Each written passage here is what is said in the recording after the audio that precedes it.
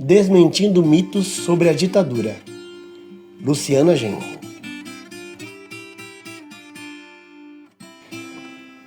Na ditadura, a educação era de qualidade. Mentira! É mentira que os governos militares prezavam pela educação pública. Inclusive, foi durante esse período que iniciou o processo de sucateamento da educação. A Emenda Constitucional número 1 de 1969 desobrigou o Estado a gastar um mínimo de 12% na área. O percentual investido em educação caiu de 7,6% em 1970 para 4,31% em 1975 e ficou em 5% em 1978. Além disso, a emenda liberou a comercialização de ensino por instituições privadas. Com a redução drástica do investimento, o ensino público começou a perder qualidade e quem podia passou a pagar pelo serviço em escolas particulares.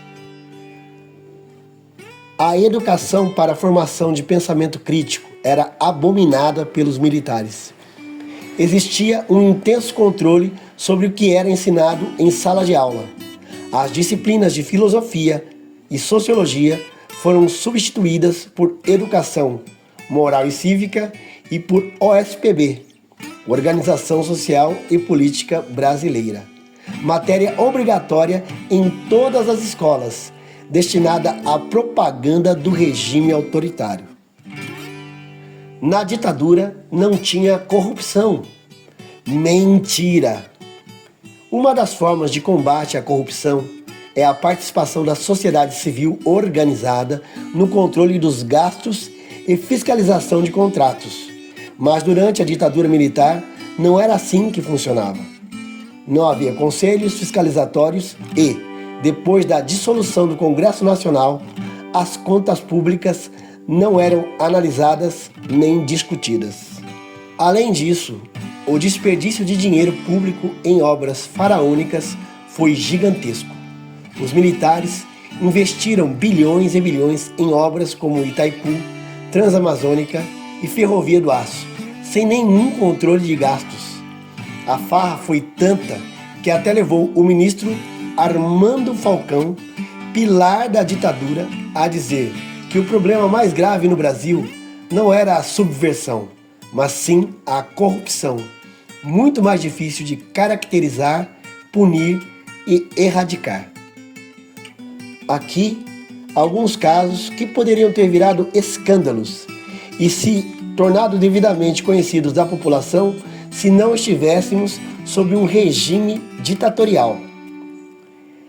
Caso Rales, caso BUC, caso Econômico, caso Eletrobras, caso UEB Rio Sul, caso Lume, caso Ipiranga, caso Áurea, caso Lutfala, caso Abdala, caso Atala, caso Delfim, caso TAA.